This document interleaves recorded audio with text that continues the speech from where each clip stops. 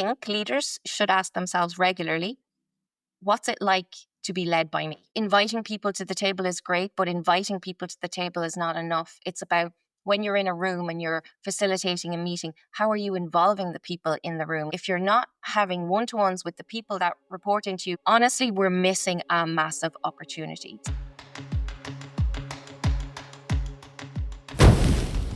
Welcome back to KPI Fireside, a continuous improvement podcast. If this is your first time listening in, welcome. We are so happy to have you join us. Our mission here is simple: to improve companies and improve careers through continuous improvement. So whether you're just starting out or looking to take your improvement efforts to the next level, this podcast is here to guide, inspire, and empower you. I am your host, Keith Norris, and our guest today is Catherine McDonald. Catherine is a leadership and executive coach as well as a lean consultant. Her expertise is in building better leaders, stronger teams, more effective systems. She has a background in organizational behavior and applies a people-first mindset. She focuses on providing structured space for process and people development. And Catherine, we are so happy to have you join us here today. Where are you joining us from? Where are you located? Hi, Keith. How are you? I'm joining from Ireland, from a place called Kildare in Ireland today, and I'm delighted to be here. Thanks for the invite. It's great. Wonderful. Yeah, I've seen your stuff on LinkedIn. You're always posting some really great insights about lean, and I thought it would be awesome to have a conversation with you. So thanks so much for joining us. You're very welcome. You're very welcome. So we like to start the KPI Fireside podcast with a little segment we call the Spark. And what I've noticed is a lot of folks that are in this thing we call continuous improvement or lean, there's usually like a moment that they can remember in their life where like something kind of clicked and they're like, I think this could be my career. I'm wondering if there's like a moment or a memory or a particular point in your life where that happened to you. Actually, there is, but it wasn't the word lean I was attracted to actually at all. So I went back to college a number of years ago and I studied organizational behavior as a master's. And I remember sitting in the sitting room beside my husband and just wondering, what am I going to do? I wanted to move out of the industry that I was in at that time. I was in social care and I'd done 10 years and I just felt I want to do something else. So I started looking up these different courses and I hit on this one called organizational behavior. And I started reading down through the different modules, and it covered people dynamics and it covered why organizations fail. And then it covered quality and lean and agile. And I was just hooked. I remember showing my husband, I've no idea what this is, but I definitely, I looked it all up and it just attracted me so much that I do remember that moment. So I knew nothing about lean, but I knew what it was connected to, and that's what interested me. I love that answer. And I find that question so good because all of us have this, like, a lot of times it's like a single moment or a memory where that happened. And I do find that people in this discipline, and I know that lean is like one flavor or one version of this that's like a well-recognized way to discuss it. But the umbrella is much broader. I like to refer to it as just continuous improvement. And I think you touched on something that I believe in, is that there's something inside of us, this like desire to get better and to continue to improve. And I think that this label of lean that fits in this continuous improvement, I think oftentimes captures that. So I love to hear your passion about this as a discipline and how you got interested in that. Maybe you could tell us a little bit about some of your journey. So you have some education, some schooling in this, and now you're as a consultant. What are some of the steps in between? I changed direction over the years. I actually started out working in the nonprofit sector and I sort of found my way into lean and leadership coaching while I was in that sector. I went back and I did some study. I did a master's and I did some qualifications in lean, green belt, black belt, and then I did some coaching qualifications. And so 10 years ago, I started my business, but I was largely a subcontractor. So I was very lucky to have some good relationships, good networks with some larger consulting companies in Ireland. So I started my business that way. And that saw me actually take on a lot of smaller, what we call in Ireland, lean for micro projects. And what they are really, that's where the local enterprise offices would give companies in Ireland, small to medium companies, hours with a mentor. So that was how I started out. It was sort of short-term project projects, if you like to call it that. And I had about 20, 30 hours with each client from all sorts of different sectors I'd never worked in before, bringing in this kind of lean and leadership mindset and methodology. So I did about 100 of those or more. And I guess I realized it actually wasn't for me, that kind of short termism approach. So, what I've done really now with my own business is I have decided I want to work with companies for longer term, if you like to put it that way. So, I try to work with companies where the companies and the leadership in the companies understand that continuous improvement and improvement in general takes a lot longer than 3 months. So I work with companies who are interested in this idea and their teams, and I bring them through one to one coaching and I work side by side with teams. And that's basically where I'm at now. I have some really good partnerships with some really good companies, and I'm in them for the long haul for at least a few years to try and help them improve over time. That's very interesting. We think about this idea of continuous improvement. On one hand, you're like, continuous, it should be like all the time, every second of every day. But in reality, there is like a staccato or a cadence with improvements. And I think I'm kind of curious, like, you talked about like these 2 or 3 week or month long projects. Sometimes that's very intermittent. I'm curious if you have thoughts on how to go from periodic improvement to more continuous. Yeah, definitely. Well, if companies are not used to continuously improving, which generally they're not when I go in, they're used to being stuck in the same way they've always done things, and that's generally reactive. So I think really what we need to do is help companies to see that, first of all, that basically you're not continuously improving. Maybe you're making efforts to improve over time, but are they actually leading to continuous improvement over time? So we've got to get that mindset. We've got to do a little digging and we've got to get people to see actually, if you want real continuous improvement, you've got to create the space for it. And you've got to involve the people doing the work and all the things that we know are really important. So a lot of the time, I think people think they're doing it, but they're actually not. When you say make space for improvement, drill down on that for us a little bit. What do you mean by that? What does that actually look like? So I'll just to give you an example. Oftentimes, when I go into an organization, people come in, everybody comes in, does their job. They know what their job is largely. They'll come in, they'll do their job, and they'll do it probably in the same way they've always done it. They do follow some sort of processes and they do a good job largely. But I could go in a month later, 2 months later, and everybody would be doing things in very similar ways. So, what I mean by space is the opportunity to step back from what you're doing, press pause, step back, look objectively at what you're doing in your role every day, the processes that you engage in and that you use, and say, how am I doing these processes? And get some people together with you and go, how are we doing these processes? And then look at it and understand, okay, could we do it any better? That space to step back is largely what we don't give people. I think a lot of people either put the pressure on themselves or other people might put the pressure on them to come in and do. They feel they have to be seen to be doing a lot of the time. So when I go in, I guess one of the first things that I try and work on with people in especially in our one-to-one leadership coaching, where again is a space to reflect on their own behaviors, is to understand this need to get off autopilot and to give some structured, focused space to understanding how we can improve. I think that's so interesting. I think that there's a misperception in a lot of companies, particularly big companies. As employees, I think employees feel like, oh, my boss wants me to be busy all of the time. I get in trouble if I'm not busy. But I think as, let's just say, inspired or enlightened leaders who believe in continuous improvement, you have this knowing that there has to be some sort of a reflection, a pause. You have to create a little bit of space or a little bit of time for that improvement. I'm curious if you have some recommendations, and I'm assuming that it's probably different at different levels. If I'm somebody working in a machine shop, the amount of time I need to spend reflecting is probably different than if I'm a general manager or a site manager or a executive vice president over 20 plants or something. Do you have any guidance on how frequently or how much time people should spend on that set of reflection questions? Yeah, so I think you're right. It's not the same for everybody. So it's not like I can give a recipe. But I think what we need to start off with is meeting with the people who do the work in their place of work. So go to the Gemba and understand what exactly the work consists of.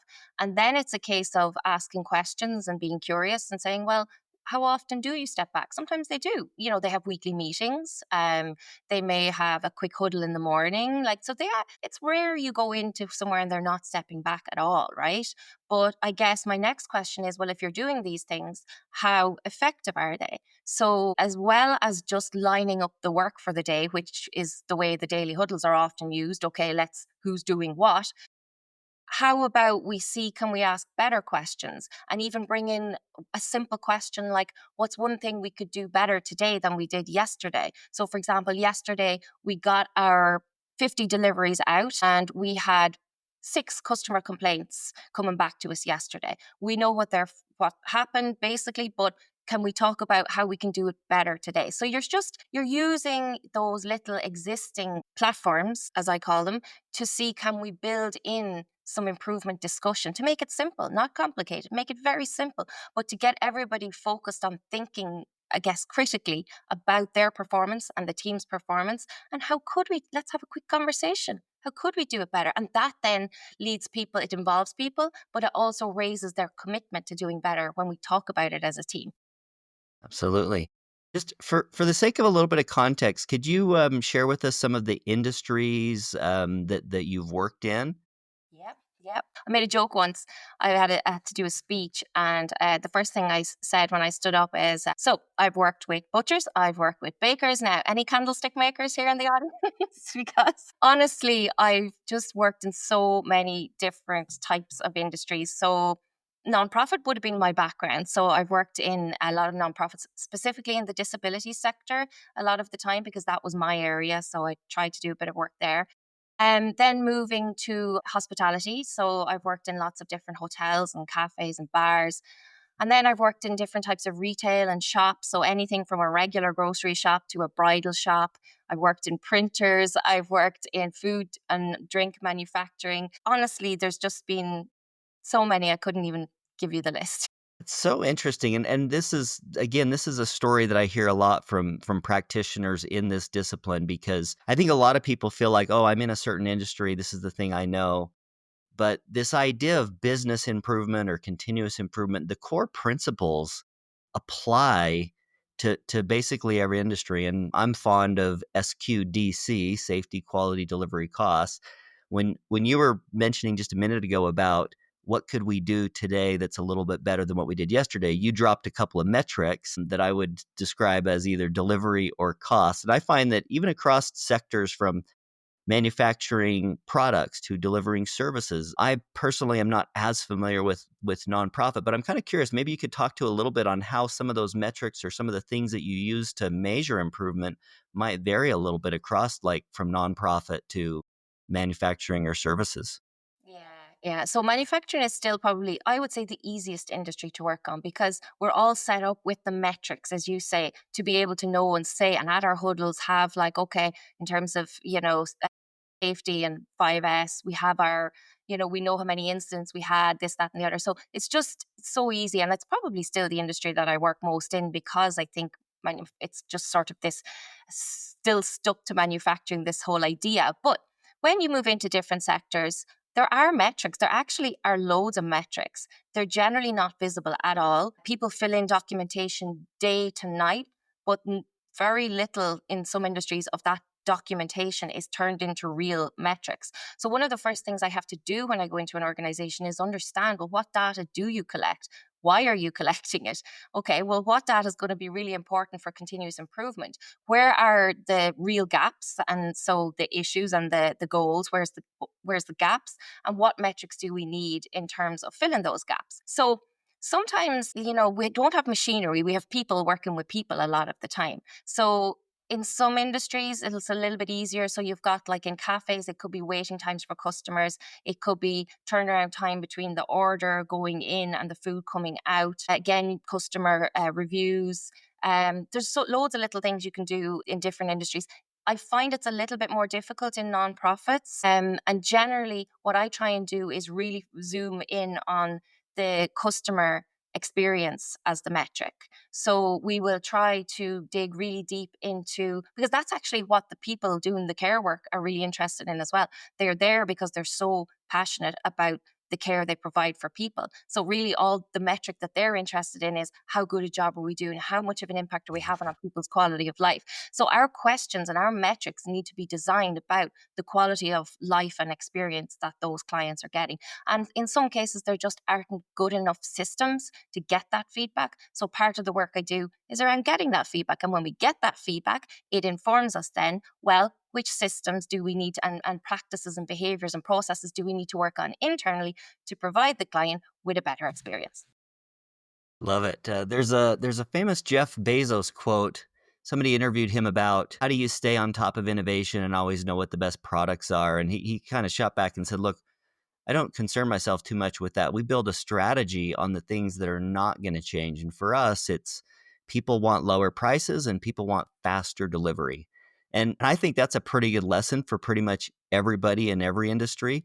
Um, I've got a family member right now who's going through a diagnosis that he's has cancer, and they've done some scans, and he's waiting 2 weeks now for these scans to be read, and the whole family's just sitting here like, "Really? Like, this person's afraid for their life, they think they're gonna die, and the best we can do is 2 weeks to read their scans?" And it dawns on me that, in every industry, everybody wants things faster, everybody wants a better price, and a lot of, the discipline that gets the lean label put onto it, which sometimes I think is a little bit myopic for what we're actually doing, how some of these principles are just so universal. Delivery, like you go and you order a coffee at the coffee shop. Sure, you want your coffee faster, you know? And the other part of it, Keith, is it's under, so there's two sides, I guess. There's the customers, and then it still do always go back to the importance of the voice of the customer. Why do we exist? To provide a product or a service for our customer. So the customer, what the customer thinks matters hugely. And then secondly, the people who we've employed within our company, I guess getting the metrics around how they feel about the company, how engaged they are in the work, what would make their work easier, faster, better, that all matters too. And oftentimes I think that's really overlooked. And I know we hear about employee engagement and it's all over LinkedIn, but really I wonder, are we harnessing people in the way that we could or should be within, whether it's our hospitals or hotels? Are we actually, you know, showing people they're valued, developing them, supporting them to do the work in the first place? And I really don't think we are. I think when it comes to the traditional 8 wastes of lean, I think that underutilized talent is probably one of the biggest waste that exists for most people. I have a belief that everybody would rather work in a company that's engaging, that they feel like their work matters, it feels like they're making a difference. Of course, they're well recognized financially or in various ways, but not everybody is in that situation. Some people are in a situation where they hate going to work or they feel like they have to work. What are some of the differences? What is it that makes one company super engaging and exciting and great and one, not so great? I think you probably have some insights on that. Everything always comes back to respect for people. When people feel respected, when they feel valued for the work they do, and when they feel their work is important, when they feel there's a purpose to it, these are not fluffy terms. These are real feelings, and there is a real opportunity to make people feel this way. It's just not done enough. I think a lot of the time, with no real, I guess, it's not a criticism of senior leadership, but it's the way that the leader role has evolved, I think. So we know, you're nodding away, everybody I speak to, we all know that respect for people is a huge cornerstone for continuous improvement and for organizational engagement and all of these things. But when it comes down to how to do it, the way, if you even think about what senior leaders say to mid level managers, is we want results. You're here, we're putting you in this position to get results. So, what do mid level leaders go and say to their teams? I want results. Okay, I want faster, I want better, I want whatever, we need results. But I think they've forgotten about people themselves and just focused on the results. So instead of saying, I want results, no, there's pressure on me, we need to deliver. What we really need to be saying to engage people and involve people and respect people is, we need results. What can we do to get these results? How can we work together? How can we work more effectively together to get these results? Tell me about what you think we can do. But no, that conversation often doesn't happen. I'm a big fan of quotes. Some folks know I've got a little book of quotes. I'll give a little plug for it here. Book of quotes. Yeah. One of my favorite quotes is, in theory and practice are the same. In practice, they're not. So it's one of the things I love about this discipline is the principles of lean or continuous improvement or respect. It's so easy for all of us to say, yes, you should respect people. And if you know me, you know how respect and assertive respect is one of my core values. But I admit I'm not good at it 100% of the time. There's things that I do all the time, every day in my interactions that might come across as disrespectful. And me, just like a lot of other people, there's the quote, it's hard to read the label from inside the jar. It's hard to be self-aware of yourself in reality. So that's one thing that I find so interesting about this discipline is how many layers there are. Like, yes, results matter, and yes, people matter, but there's so much more to just knowing that. It's just a discipline of practice. Do you have any special advice or things that people can do behaviorally or ritually, like patterns in their organization, to communicate that respect for people? Well, behaviorally, there's so many different competencies we could talk about, and it's some of the work that I do one on one with leaders is understanding what respect looks like. So, a lot of people think it's about saying please and thank you, and we know it's way beyond that. It's about, first of all, inviting people to the table is great, but inviting people to the table is not enough. It's about, when you're in a room and you're facilitating a meeting, how are you involving the people in the room? It could be your daily huddle, it could be your weekly meeting. You might think you're being respectful by bringing people together, but actually, are you inviting them to participate in the conversation? Are you asking them for their opinions? Are you listening without judgment as much as possible, or at least trying to be as curious as possible when they do speak up? It's as much as what you don't do as what you do. And it's about leaders being aware of their own behaviors in their interactions with people. And yeah, maybe not always doing the right thing, but at least having the ability to reflect on it afterwards, maybe go back and say sorry if you didn't do the right thing. And then being able to say, well, what caused me to act like that? Do I want to be better? If I want to be better, what do I need to do differently next time? And again, I mentioned space earlier, having the space to be able to go off and work on your self-awareness and develop yourself in this way.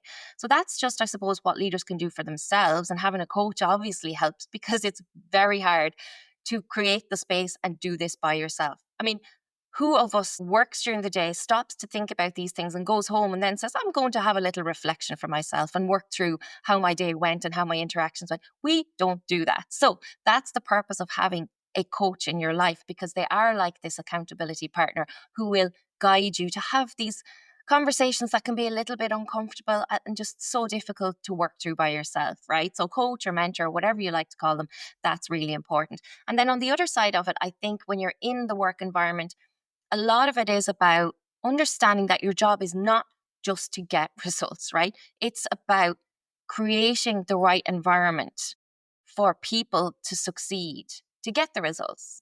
So it's about looking at, well, how do I do that? And that is about looking for opportunities to speak with people, interact with people, bring people together to, let's say there's a problem, right, I know as the leader, I need to resolve this, but I also know that it's not on me, and the people doing the work know the problem. So I'm going to respect them and bring them in and talk to me about it, and we'll work it out together. So things like daily huddles, even on your Gemba walks, for people that don't know, a Gemba walk is your daily walk around as a leader, where you stop by, you chat to people, you observe the processes, you understand, I guess, the standard way of working, and you're checking in to see how is the standard way of working.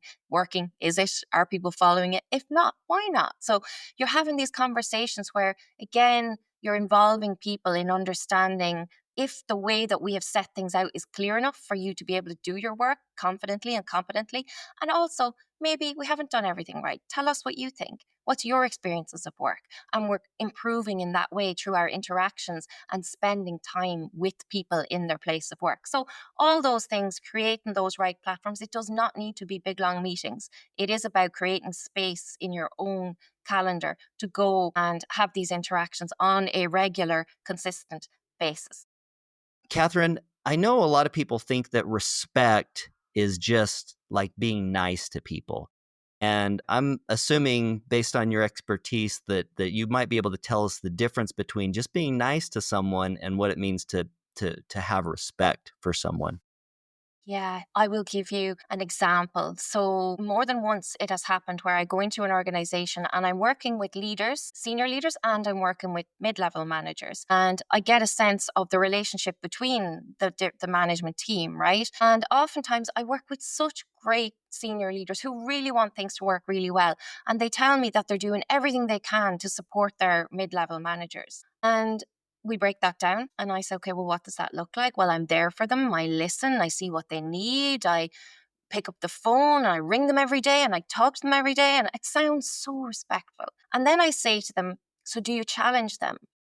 And they go, yeah. And I said, what do you mean by that? Well, I let them know if something needs to be done or if there's a problem. So we have the whole conversation about respect being way beyond being there for people. Yes, you have to be there for people, but also you have to let people go and you have to trust people to do their work. And in some ways, you might need to develop them before you can do that. So respecting people is seeing their potential, the potential to do the job without you holding their hand. And sometimes that means you have to have tough conversations and you have to hold these people accountable in a way to being able to do their work and deliver on it. And sometimes that means in a tough conversation saying, I know you can do better. I know that, we need this as an organization for you in your role to be able to operate without me, so you're challenging people. So I do think that respect is about listening. It is about asking. It is about guiding. It's about all those things, but it's also about challenging people and in a fair but firm way that shows people, wow, they believe in me. They really believe in me. They really value me. They see that before they see that I can do more. And I think that is part of respect for people that is not often, I suppose, doesn't often happen in organizations in that way, which is a pity. Oh, that's great. That's a great answer. I'm finding you've got such great answers on some of these. These are some of the tough topics, right? Lean's so simple, but one of the things that I personally find a little bit interesting or challenging is you got this idea of lean and respect for people, and it's giving people time and being patient and letting people develop. And then at some point, there's a line where you do have performance standards, and you do need to perform. So how might you reconcile those two extremes where on one hand maybe you could be overly aggressive and not put up with any mistakes from anybody ever versus maybe you put up with too many mistakes or poor performance? How do you find that the right balance? So are you talking a bit, it's like accountability without blame, That's basically? a great word, Yeah. accountability. Yes, that's kind of what I talk about with my leaders that I coach. And it's some of the questions I ask them is, and I explained just what you said. And I said, how do you do this? How do you protect and maintain your relationships and get on well with people and, enjoy your day and make sure they enjoy their day. But at the same time, how do you make sure that they do the work that, that needs to be done? Because ultimately it's going to come back on you as well, right? So yes, that is really, really tough. And I do think that one-to-ones are my biggest go-to for leaders and managers. I think if you're not having one-to-ones with the people that report into you, because most of us are in a hierarchical system here, honestly, we're missing a massive opportunity. When I actually train leaders to do one-to-ones because oftentimes I go in and they're just not done or not done consistently. So if you imagine what a one-to-one looks like, a manager sits down with their direct report, and the way I explain it, it is more of a two-way conversation, but it's a space to have that two-way conversation. And within that two-way conversation, what the manager is saying is things like, what's going well for you? What's not going well for you? Okay. And talk to me about the things that are not going well. Let's work through them. And gosh, well done on the things that you are making progress with. And that's really great to see. And I must stop by and look at that. And you're having a really good, uplifting conversation about that. But you are getting deep into what's not going well. Now, there's also a space there for the manager to give feedback and the manager to get feedback, right? So with and I think if managers do this regularly on a monthly, if not more, basis, people get into the habit of having these deeper accountability conversations. And one of the managers that I work with actually turned around to me a few weeks ago and he said, like, I said, how are you getting on with your work? And he was kind of snowed under a little bit. And he actually turned around and he said to me, you know what? My manager's holding me more accountable now. We have a great relationship, but the relationship has just become a little bit more formal of late, probably because it had to. But I feel that that's what I needed. I needed somebody to turn around and be very clear with me about the deliverables and the expectations. And if I didn't have that, I probably was trying to do everything or I didn't know what the priorities were. So these one-to-ones gave that manager and his direct report, who's also a manager, that opportunity to really figure that out, get it clear what support you need. And then of course, if it's done, great, because everything was clear and the support's in place. If it's not, we up the one-to-ones. We have them every week instead of every 1 month. Maybe we reduce the actions, but maybe we look at workload, but we keep, I guess, applying our PDCA, our Plan, Do, Check, Act to our one-to-ones and to our accountability, as well as do our processes to understand how do we help this person to become more accountable? Because actually, it's a skill. It's a skill to be accountable. So it's my job as a manager, if my team aren't being accountable, to develop them to be accountable. And we keep working at it. I love it. I love that. I love that answer. What would you say is the best way to run one-on-ones? Okay. So one-to-ones, I believe, should be done at least monthly. So every manager should have at least one-to-one with every direct report at least monthly. Now, some people will need more than just one a month, and that's something to be worked out, but definitely at least monthly. So within those one-to-ones, I do think it needs a semi-structure and it does need to be documented in parts. Otherwise, we don't get that flow between one-to-ones and it's not really developing people over time. So we do need the bit of documentation and actions. And basically, you're looking at the managers asking simple questions. What's going well? What's not going well? Have you any feedback for me? Would you like some feedback from me? And okay, what's in terms of what's challenging you? What are the actions that you're going to take? And let's work through those to understand those, and let you go out and take them before I see you again next month. And then we'll come back and we'll check in. Pretty much following our PDCA cycle, we'll check back in to see how you got on with those actions, and then we'll go from there and see what the next steps are. Awesome. That's great. Excellent. Thank you for doing that. I feel like that's a hot topic that everybody's trying to figure out how to get those just right. On this one-on-ones, do you have any like special questions? I know you touched about a few, like what's going well, what's not going well. Are there any questions that you're particularly fond of, or maybe you've seen used in specific instances that worked particularly well? I like to keep it fairly open, but there's another question I didn't mention there. So it's a case of, well, okay, how do you know in your mind that you're doing a good job? So that's where, if we have metrics tied to the role, which again, some companies do, some don't, we can bring those in. Now, I think metrics are more important for the person doing the work than they are for the manager, because everybody wants to know they're doing a good job. So when we write our job descriptions, if we put metrics in there, they really should be for the person to assess themselves and then have a conversation about it in their one-to-ones. Again, I kind of take all these lean tools and principles and apply them to people, not just processes. But that for me is a pull system, not a push system. We often push metrics and push tasks onto people. Whereas when we set up one-to-ones to pull that information, the relationship between managers and their direct reports is so different. And it turns into a supportive, trusting relationship, as opposed to the manager, being in command and control and being seen as, on a different level. Yeah, you mentioned something there about who the metrics are for. Do you have thoughts or opinion on is it important for the individual to touch the number or to take, how do they take responsibility for the metrics? You're nodding your head. I'm curious if the best way to do that. Some people just have things that are reported and they're put up on the wall, but I think that there's a little different behavior that's ideal in some. Yeah, so there's team metrics, right? So you have your SQCDP board, right? And you've got your team metrics on that, and everybody knows what the team metrics are, and they're called out every morning. But then I think you've got your individual metrics. Now, I'm not a fan, let me say, of performance reviews and rating people. I do not believe in that. I do not believe it's good for any relationships in any organization, but I am a fan of self-reporting and feedback. So what I mean by that is if you get a new report, a new employee into the organization and they're your direct report, I would always in the first one-to-one ask them to self-report on their own measures. So I would say, right, well, I don't really want to be coming to you telling you about your performance. I want you to come to me. So I want you to set up an Excel sheet and talk to me in our next one to one about the measures that you see that are really important that are telling you that you're doing a good job. And then I'll give you feedback, and we'll talk through it. But that's the way I think it should work. I love that. I'm a fan. I call it the daily number, and I believe every person in every organization should have their own daily number that they're responsible for.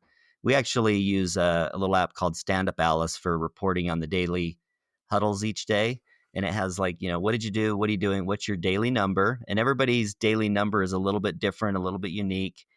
And again, there's flexibility in there because depending on your type of work, if you're doing the same thing every day, your number might be the same every day. But some people might have more project oriented work where their daily number is the thing that they're using to get feedback on their performance and to make adjustments from day to day. And that's kind of the essence of a continuous improvement system is you have to have measurements so that you can see, are we on target? Are we not on target? Yeah, That's great. definitely. Catherine, I'm curious, you've got experience in organizational behavior and experiences in lean. I know that lean sometimes is a polarizing topic. Some people love it, some people hate it, some people feel like it's a weapon that's been used against them and they've been terminated because some, private equity company used lean to lay people off.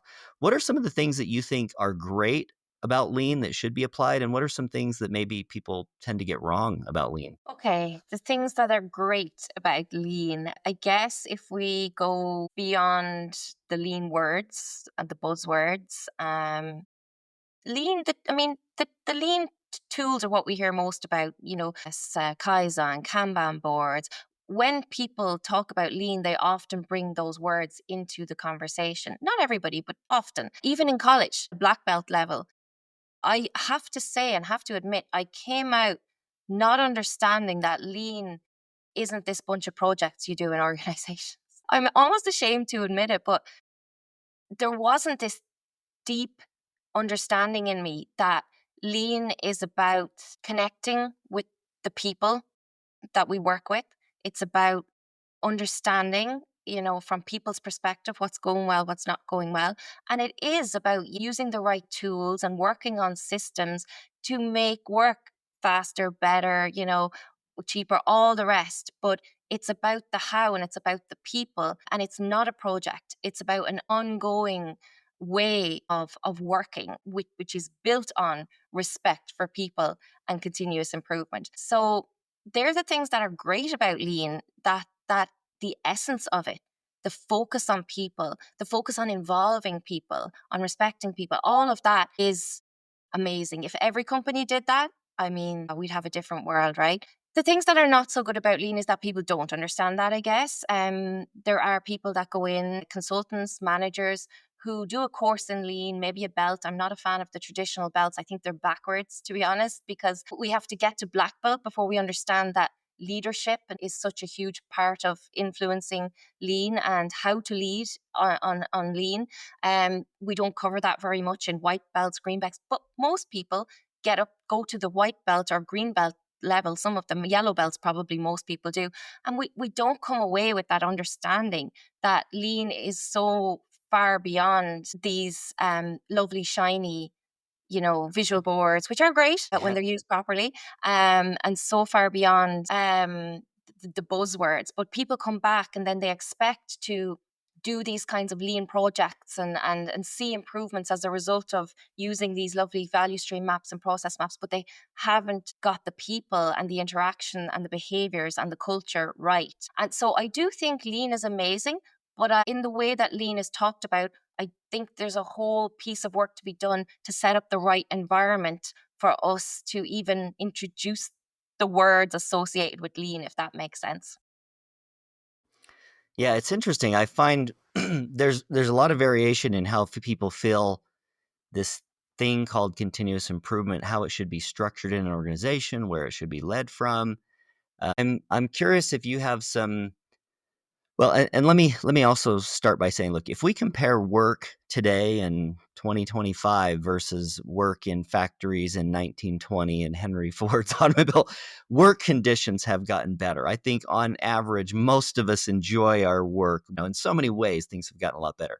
If we look forward into the future, what are some of the things that you think people can look forward to, or improvements in how this continuous improvement thing, how this discipline evolves, or how work evolves?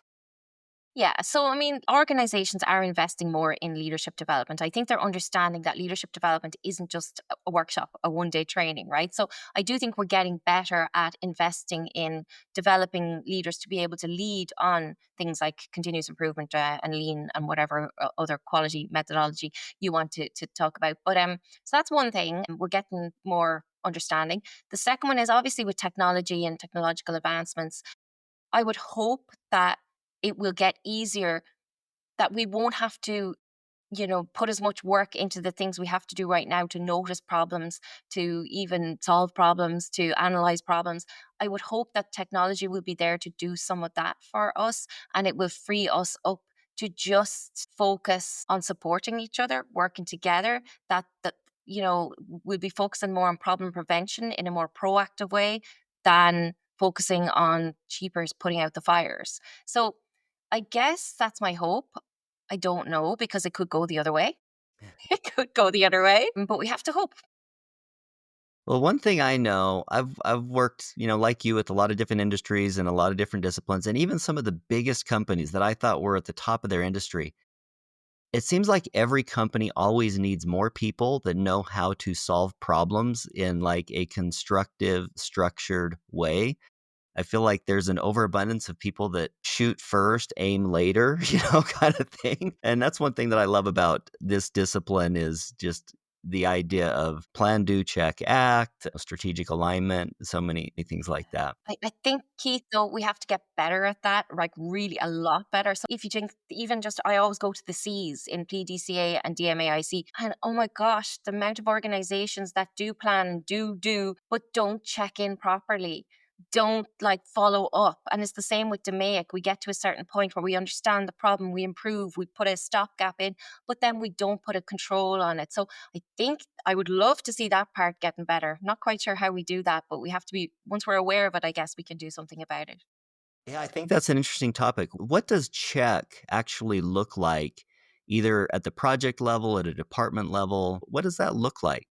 Yeah, well, obviously we can only check in on something if it's been, the actions are clear and if there's a measure of it in the first place, which is why we use, our DMAIC for something that needs a measure. And but the check is really, it comes down to, again, this is the leader. This is why we have leaders, not to, give people the solutions, but to bring people together to facilitate these conversations.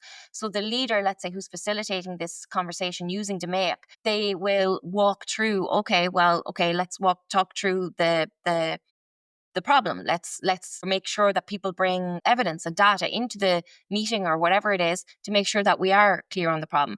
Okay, do we have a measure of the problem? We do. Now we know it is a problem. So yet we do have to understand it. So we analyze it, right? Then, right, once we analyze it, we have to come up with the improvements options. So we're going to talk through those. We're going to use effort and impact. We're going to look at cost, benefit, and we're going to come up with what we think is the best way forward. But what a lot of leaders don't do, and this comes down to really their organizational skills, their more systems thinking skills, is that we need now to put a check-in date to come back. It's as simple as that, Keith. Yeah. They just are not doing it. We're not putting check-in dates, and we're not being clear on sometimes actions, roles, and deadlines. We're not structured enough in our conversations and our interactions in many cases. And then, of course, the weeks fly by, something else takes our attention. We focus on that. We do a whole DMAIC on that, and we don't check in on that. And that's what's happening everywhere. Yeah. I like to use the term just business review to summarize that activity of whether it's a daily huddle where we're reviewing yesterday and planning today, or a weekly meeting at the value stream level where we're looking back and looking forward, or it's a monthly level at a business unit. Maybe we're looking at financials, or even on an annual basis, quarterly or annual, where we're looking back at the last year, we're planning the next year. So the idea that there's a business review, and that can happen for a part of the business or it can happen for a project. And again, a lot of times, one of the things I love about this discipline is the structured problem solving. There's like these models that when you start to understand them, you're like, oh, this, I can apply this in so many other ways. My favorite is when I hear somebody who tells me that they took some skill that they learned, maybe it's 5S or just anything else, and they applied it at home in their garage or their sock drawer. Like they figured out how to better plan a trip or a vacation or something. So I love that there's so many layers to it. You touched on a couple of things a minute ago that I want to drill down on. I think in Ireland you mentioned that there was maybe a government program or something to help out with small manufacturers. Did I pick up on that correctly? Yeah. For small to medium enterprises in Ireland. So in each county in Ireland, there would be what we call a local enterprise office. And that local enterprise office would reach out to small to medium businesses and they would say, we provide grants and we provide mentoring for you to improve your business. And within that, there's what's called a lean for micro. So that's for the smaller businesses where you get 20 or 30 hours with a lean or leadership or whoever consultant to go out into your business, understand issues and help you, let's say, resolve them, right? Now, you can also go on, I think slightly bigger companies who have maybe bigger or medium companies who have bigger needs, they can actually go on and get more funding. They can do a second lean for micro, they can do a lean plus, they can do a lean transform. And there are a lot of grants available to companies who will apply for these. We don't get enough businesses applying for them because, as you can imagine, it takes time to step back and work with a mentor on these things. And a lot of people simply, again, I guess, don't think they have the time to invest in this, which is unfortunate. This is funny. This is something that I I'm in Salt Lake City, Utah, in the United States of America, and right now it's we're recording this in May of 2025. I'm not going to get into politics, but let's just say there's a big conversation about manufacturing and made in America kind of stuff going on, and there are government programs in our 50 states to drive to empower small manufacturers and to help them do more. And I love to hear that that's happening in Ireland too, because that's an example of continuous improvement where we could be general managers of plants working in different countries, and you have this thing that's working well. Hey, we should have this program, we should teach people these skills and these tools and this methodology. We're not necessarily enforcing them to go use them in any particular way, but we're empowering them with skills and knowledge and asking them to go and apply it in their own way. And I think that model, I mean, we're kind of discussing how that can be applied by countries to promote manufacturing in their organization. I think that same model can be applied. First of all, small manufacturers should absolutely take advantage of those opportunities. If you haven't ever thought about that, go look into it, because I know, at least in Ireland and in the United States of America, probably in other countries, ABI Fire has a lot of customers outside of those two countries. So I would encourage people to look for programs. And if you're aware of programs, somebody that's listening to this, please reach out to me. I would love to learn more about the programs that are available, because the other question I wanted to come back to, Catherine, has to do with your role as a consultant. I believe that there's certain things that consultants can do better than internal employees can do. What are some of the things that you as a consultant can do or can see inside of a company that companies might not be able to do for themselves? Suppose the first piece would be facilitation skills. It's not something that's often talked about. We talk about coaching, we talk about mentoring. We don't often talk about facilitation, this ability to bring people together and guide a conversation so that the conversation happens in a constructive way, right? So oftentimes I'll see managers and leaders who just struggle with those kinds of chairing a meeting skills, right? Those facilitation skills. So that because we're so used to it, I guess it sort of becomes a strength or a skill that wouldn't necessarily be present in everybody in the organization. And it's really important for improvement that you can put structure on a conversation, come out the other end with clear actions and responsibilities and all of that. The other thing, maybe, I suppose I'm speaking from a coach, maybe, but we're not afraid to ask the challenging but also emotional questions. So I think as leaders, sometimes leaders are so close to people on a day to day basis, they don't want to get into the emotional side because it feels a bit uncomfortable because we have to work with these people every day. So, getting into emotions is that sort of crossing a line or a barrier. But, when you're a coach or a consultant, it's so much easier to say, how do you feel about your work? It's just not this Yeah, fluffy question. To us, it's really important and we understand it, but we're just so used to that language and understand the need for it. So, well, there's two. I can't I think. like it. That's great. I think the question that might get you fired, everybody's afraid to ask that one, right? Like, why is nobody not saying this? And I Yeah. this is maybe some encouragement for any consultants that might be listening. Like, ask the tough questions. That's why we hired you, is to ask those tough questions. So Yes. Yes. I think that's great. I think there's definitely a role for that. Let me ask you. You mentioned a little bit about your own journey and how you got into this discipline. I'm curious if you might have some advice or some recommendations for somebody like yourself, maybe somebody in university or maybe somebody who's just kind of working in a manufacturing job and somebody in their company said, "Hey, we're going to implement KPI Fire and I want you to listen to this podcast," or they're seeing this on YouTube. What kind of advice might you have for somebody who is just thinking, maybe this is more than just a job that I have while I'm going to school. This could be like, maybe there's something more for me here.